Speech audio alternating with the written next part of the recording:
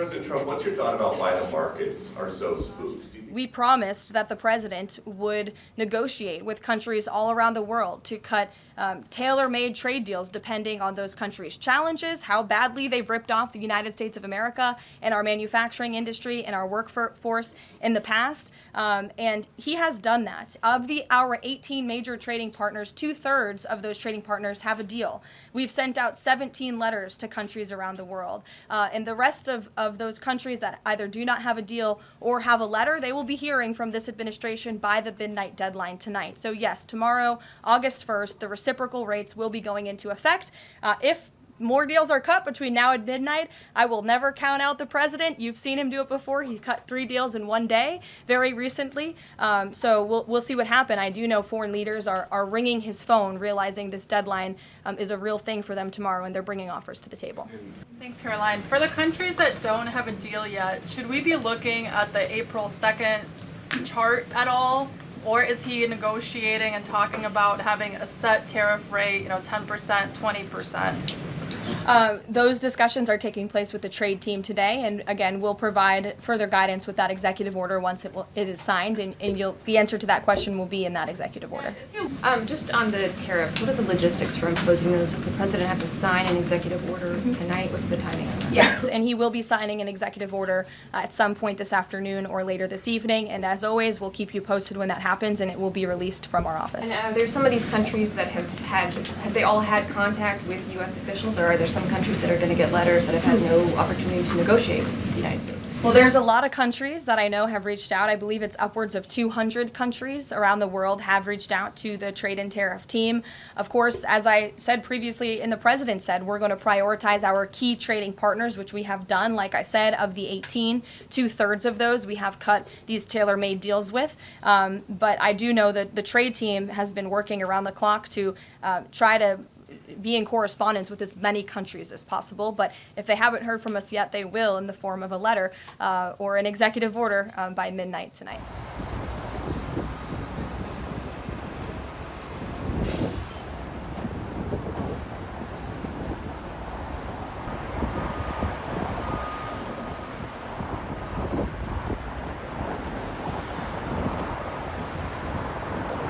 Look, as you're aware, the United States has today announced a new tariff regime which increases tariffs on New Zealand goods entering the US from 10 to 15%. This is a disappointing development. New Zealand and the US have a deep and long-standing friendship, and US exporters already face much lower tariffs exporting to New Zealand than goods going the other way. Minister Macleay and officials have taken every opportunity to point out that to their US counterparts since President Trump's first tariff announcement in April. However, it appears New Zealand has been impacted by a very blunt formula which does not take account of the low tariffs we impose on US products. Instead, the blunt formula simply says that countries which export more to the US than they import will face higher tariff rates. Currently, New Zealand does export slightly more to the US than it imports, although the reverse has also been the case at several points in recent years. So we will be talking to our friends in the United States about that. We have engaged both here in New Zealand today with the US Embassy. Our officials in Washington have been keeping in constant contact with their counterparts in the United States Trade Representative Office. I have asked, they've put in a formal request on our behalf for me to have a call with Ambassador Greer, and I've also sent a message to him requesting that, so that we can talk about the difference of their approach, the harm that we think it will do not only to trade but also to consumers in the US, and to seek the ability to talk about how we can reduce this additional 5% to support New Zealand exporters.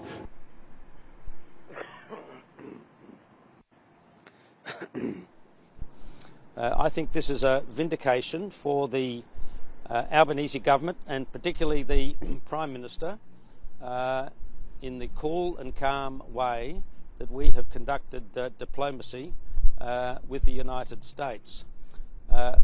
What this decision means, in conjunction with all of the other changes to other countries, is that Australian products are now more competitive into the American market.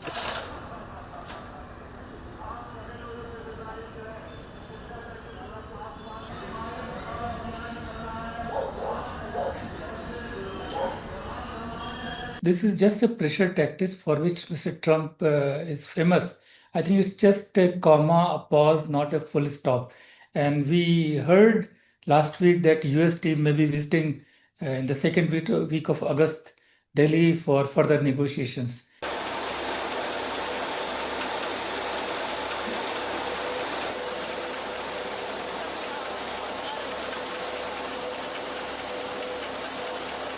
India has already committed to open industrial goods, which account for 95% of US exports to India. India has shown, rightly so, agriculture and dairy as its red lines. India should stick to it. This India's offer solves the trade deficit problem of US, if that is the problem. And then US should see the logic to it and move ahead. If US feels that India has to sacrifice its agriculture, then India should not sacrifice the agriculture for larger good of the country.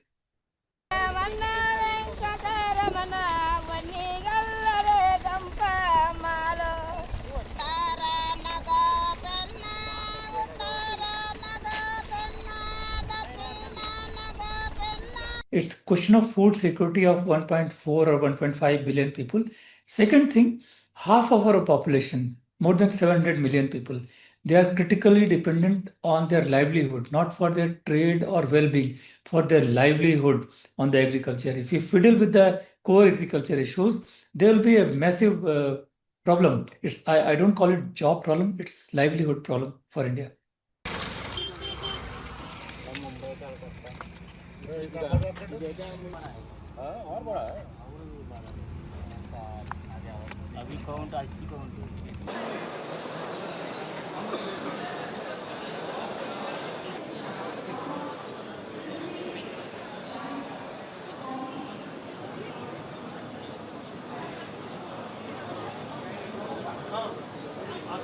There should be no impact on pharma. There should be no impact on steel.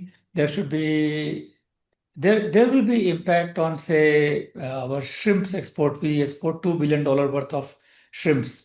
The tariff is about 16 to 17%, 25% if I add. Then shrimp from Canada will be cheaper for them. So shrimp export may be affected. Then our diamond export.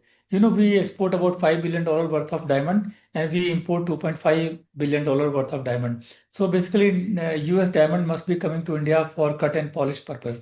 So half of this diamond, which is not coming from US, will be hit. Then our gold jewelry will be hit. We export about $2 to $3 billion of gold jewelry to US.